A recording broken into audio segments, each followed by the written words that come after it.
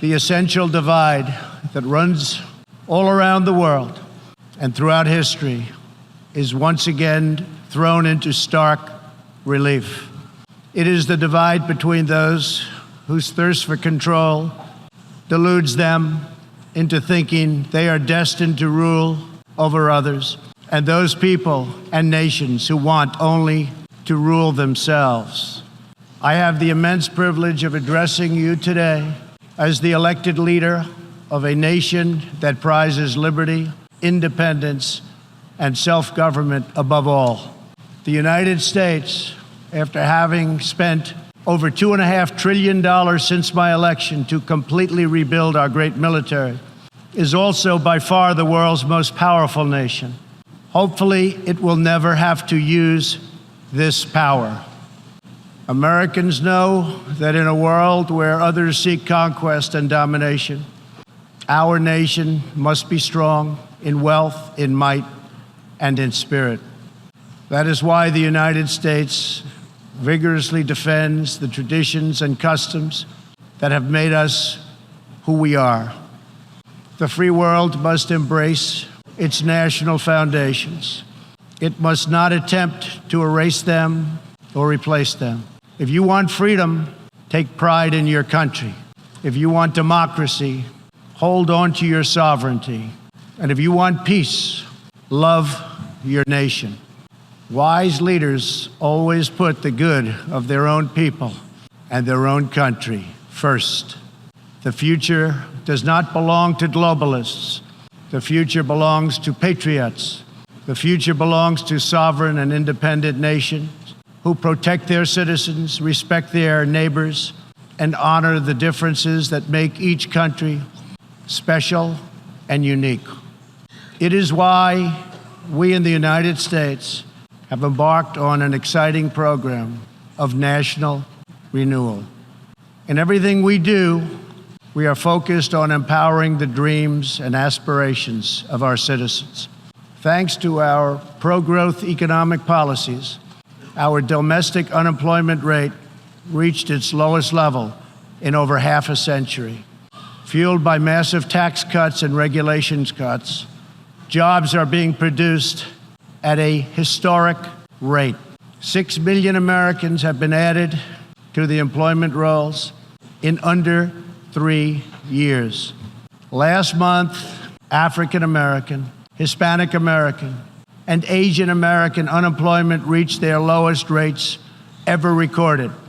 We are marshaling our nation's vast energy abundance, and the United States is now the #1 producer of oil and natural gas anywhere in the world.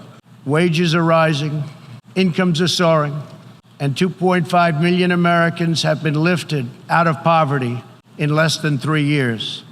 As we rebuild the unrivaled might of the American military, we are also revitalizing our alliances by making it very clear that all of our partners are expected to pay their fair share of the tremendous defense burden which the United States has borne in the past. For decades, the international trading system has been easily exploited by nations acting in very bad faith. As jobs were outsourced, a small handful grew wealthy at the expense of the middle class. In America, the result was 4.2 million lost manufacturing jobs and $15 trillion in trade deficits over the last quarter century. The United States is now taking that decisive action to end this grave economic injustice. Our goal is simple. We want balanced trade that is both fair and reciprocal. We have worked closely with our partners in Mexico and Canada to replace NAFTA with the brand new and hopefully bipartisan U.S.-Mexico-Canada agreement. Tomorrow, I will join Prime Minister Abe of Japan to continue our progress in finalizing a terrific new trade deal. As the United Kingdom makes preparations to exit the European Union, I have made clear that we stand ready to complete an exceptional new trade agreement with the UK that will bring tremendous benefits to both of our countries. We are working closely with Prime Minister Boris Johnson on a magnificent new trade deal. The most important difference in America's new approach on trade concerns our relationship with China. In 2001, China was admitted to the World Trade Organization. Our leaders then argued that this decision would compel China to liberalize its economy and strengthen protections to provide things that were unacceptable to us, and for private property, and for the rule of law. 2 decades later, this theory has been tested and proven completely wrong.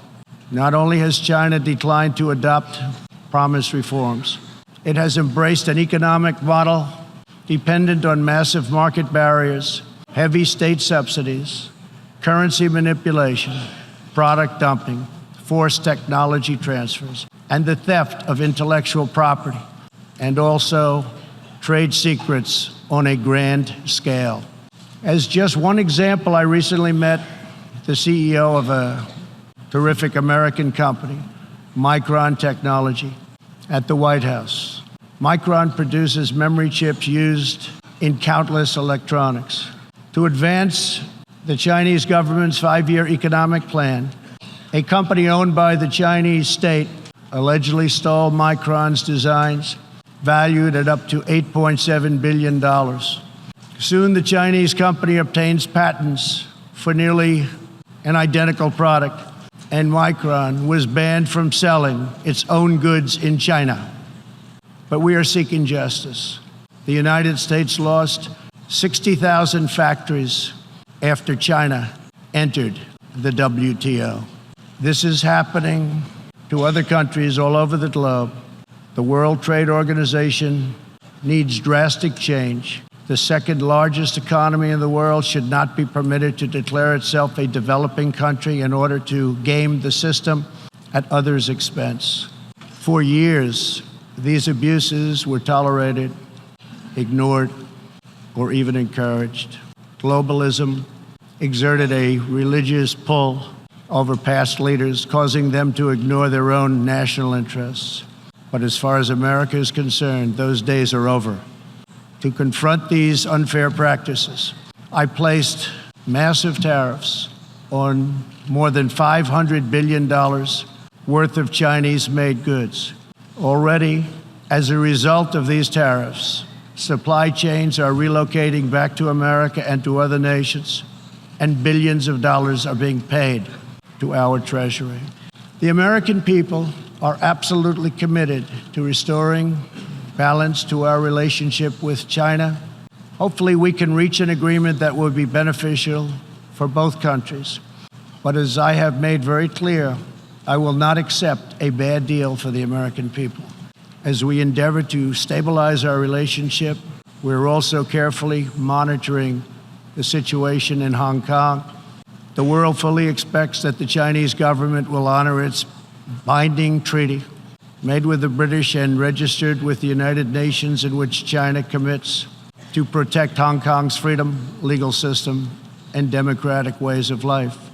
How China chooses to handle the situation will say a great deal about its role in the world in the future. We are all counting on President Xi as a great leader. The United States does not seek conflict with any other nation. We desire peace, cooperation, and mutual gain with all. But I will never fail to defend America's interests. One of the greatest security threats facing peace-loving nations today is the repressive regime in Iran. The regime's record of death and destruction is well known to us all. Not only is Iran the world's #1 state sponsor of terrorism, but Iran's leaders are fueling the tragic wars in both Syria and Yemen. At the same time, the regime is squandering the nation's wealth and future in a fanatical quest for nuclear weapons and the means to deliver them. We must never allow this to happen. To stop Iran's path to nuclear weapons and missiles, I withdrew the United States from the terrible Iran nuclear deal, which has very little time remaining, did not allow inspection of important sites, and did not cover ballistic missiles. Following our withdrawal, we have implemented severe economic sanctions on the country. Hoping to free itself from sanctions, the regime has escalated its violent and unprovoked aggression. In response to Iran's recent attack on Saudi Arabian oil facilities, we just imposed the highest level of sanctions on Iran's central bank and sovereign wealth fund.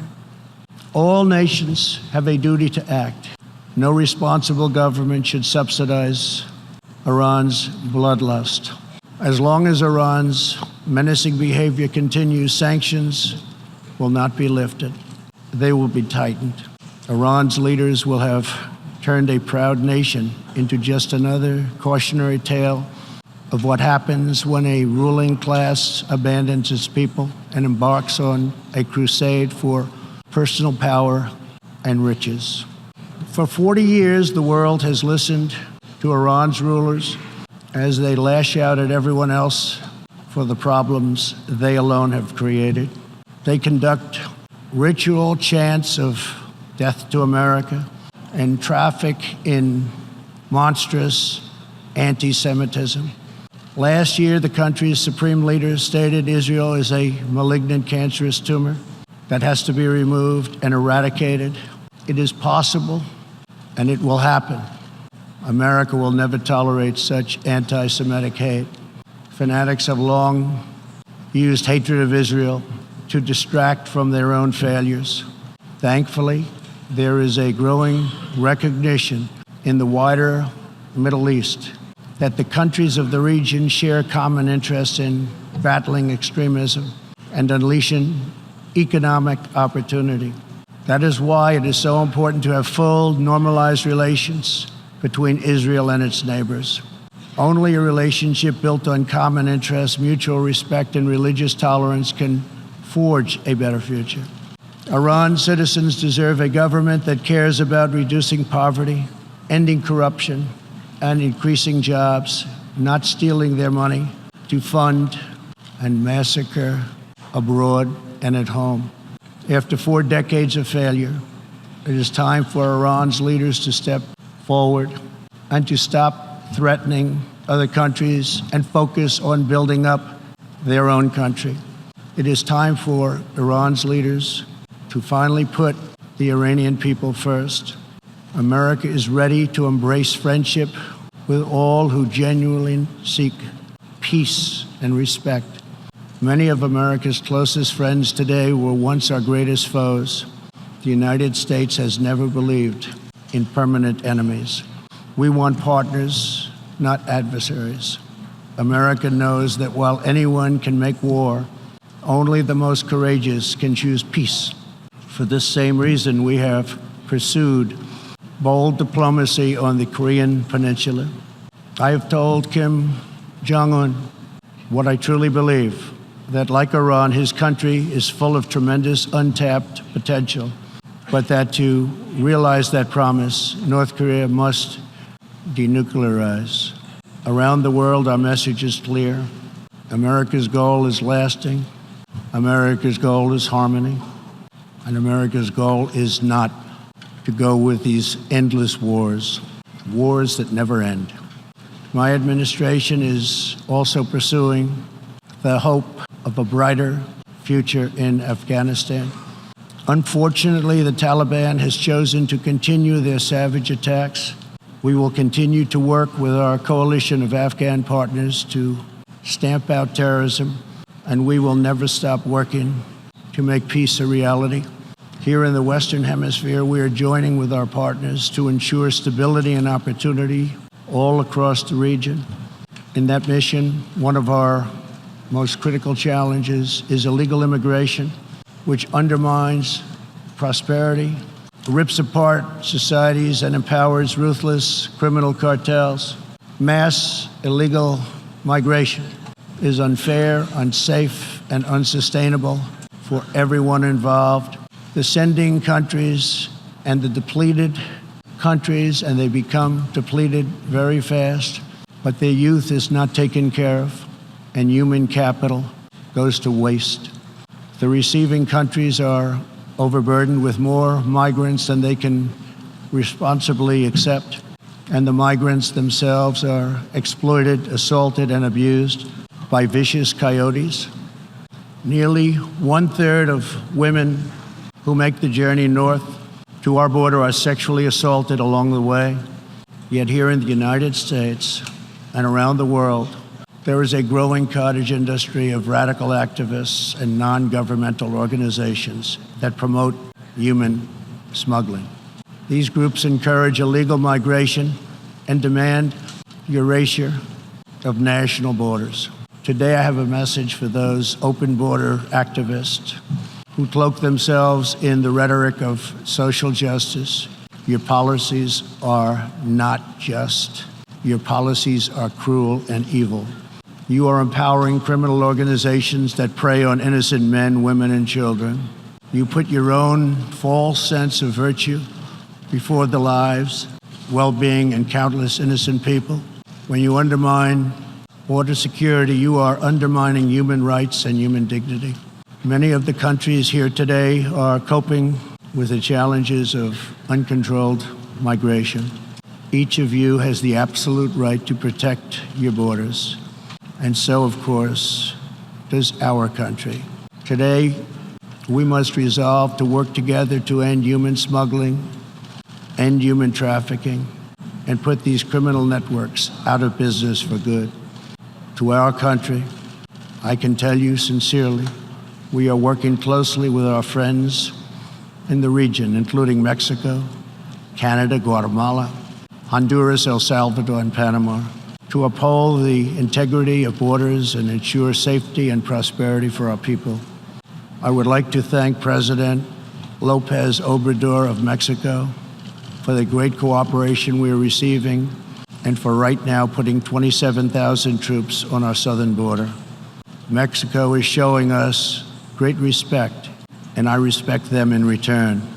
The U.S., we have taken very unprecedented action to stop the flow of illegal immigration. To anyone conducting crossings of our border illegally, please hear these words. Do not pay the smugglers. Do not pay the coyotes. Do not put yourself in danger. Do not put your children in danger, because if you make it here, you will not be allowed in. You will be promptly returned home. You will not be released into our country. As long as I am President of the United States, we will enforce our laws and protect our borders. For all of the countries of the Western Hemisphere, our goal is to help people invest in the bright futures of their own nation. Our region is full of such incredible promise, dreams waiting to be built, and national destinies for all. And they are waiting also to be pursued.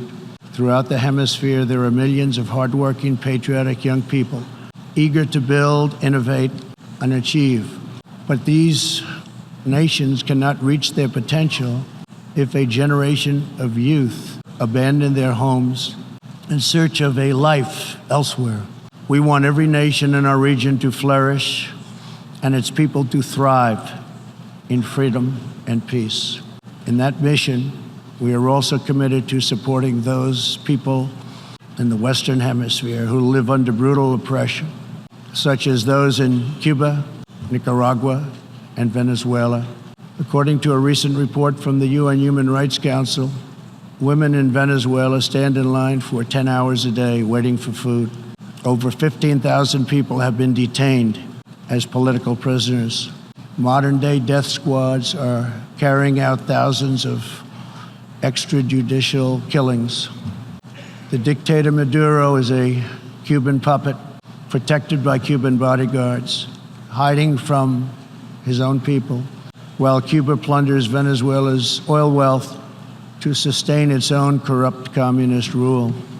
Since I last spoke in this hall, the United States and our partners have built a historic coalition of 55 countries that recognize the legitimate government of Venezuela. To the Venezuelans trapped in this nightmare, please know that all of America is united behind you. The United States has vast quantities of humanitarian aid ready and waiting to be delivered. We're watching the Venezuela situation very closely. We await the day when democracy will be restored, when Venezuela will be free, and when liberty will prevail throughout this hemisphere. One of the most serious challenges our countries face is the specter of socialism. It's the wrecker of nations and destroyer of societies. Events in Venezuela remind us all that socialism and communism are not about justice. They are not about equality. They are not about lifting up the poor. And they are certainly not about good of the nation. Socialism and communism are about one thing only: power for the ruling class. Today I repeat a message for the world that I have delivered at home. America will never be a socialist country. In the last century, socialism and communism killed 100 million people. Sadly, as we see in Venezuela, the death toll continues in this country. These totalitarian ideologies, combined with modern technology, have the power to excise new and disturbing forms of suppression and domination. For this reason, the United States is taking steps to better screen foreign technology and investments and to protect our data and our security. We urge every nation present to do the same. Freedom and democracy must be constantly guarded and protected, both abroad and from within. We must always be skeptical of those who want conformity and control. Even in free nations, we see alarming signs and new challenges to liberty. A small number of social media platforms are acquiring immense power over what we can see and over what we are allowed to say. A permanent political class is openly disdainful, dismissive, and defiant of the will of the people. A faceless bureaucracy operates in secret and weakens democratic rule. Media and academic institutions push flat-out assaults on our histories, traditions, and values. In the United States, my administration has made clear to social media companies that we will uphold the right of free speech. A free society cannot allow social media giants to silence the voices of the people, and a free people must never, ever be enlisted in the cause of silencing, coercing, canceling, or blacklisting their own neighbors. As we defend American values, we affirm the right of all people to live in dignity. For this reason, my administration is working with other nations to stop criminalizing of homosexuality, and we stand in solidarity with LGBTQ people who live in countries that punish, jail, or execute individuals based upon sexual orientation. We are also championing the role of women in our societies. Nations that empower women are much wealthier, safer, much more politically stable. It is therefore vital not only to a nation's prosperity, but also is vital to its national security to pursue women's economic development. Guided by these principles, my administration launched the Women's Global Development and Prosperity Initiatives. The WGDP is the first ever government-wide approach to women's economic empowerment, working to ensure that women all over the planet have the legal right to own and inherit property, work in the same industries as men, travel freely, and access credit and institutions.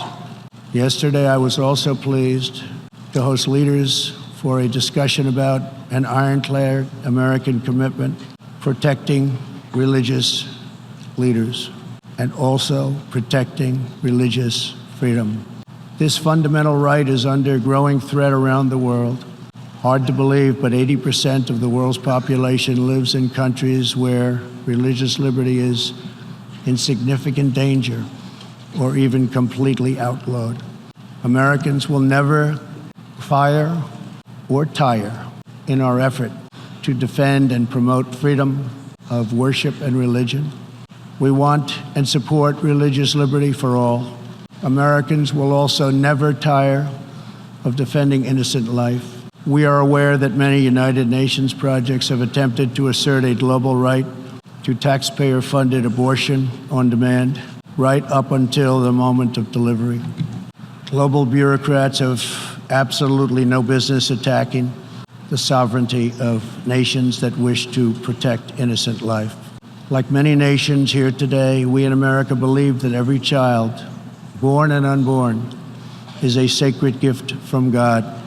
There is no circumstance under which the United States will allow international entries to trample on the rights of our citizens, including the right to self-defense. That is why this year I announced that we will never ratify the UN Arms Trade Treaty, which would threaten the liberties of law-abiding American citizens. The United States will always uphold our constitutional right to keep and bear arms. We will always uphold our Second Amendment. The core rights and values America defends today were inscribed in America's founding documents. Our nation's founders understood that there will always be those who believe they are entitled to wield power and control over others. Tyranny advances under many names and many theories, but it always comes down to the desire for domination. It protects not the interests of many, but the privilege of few. Our founders gave us a system designed to restrain this dangerous impulse. They chose to entrust American power to those most invested in the fate of our nation, a proud and fiercely independent people. The true good of a nation can only be pursued by those who love it, by citizens who are rooted in its history, who are nourished by its culture, committed to its values, attached to its people, and who know that its future is theirs to build or theirs to lose. Patriots see a nation and its destiny in ways no one else can. Liberty is only preserved, sovereignty is only secured, democracy is only sustained, greatness is only realized by the will and devotion of patriots.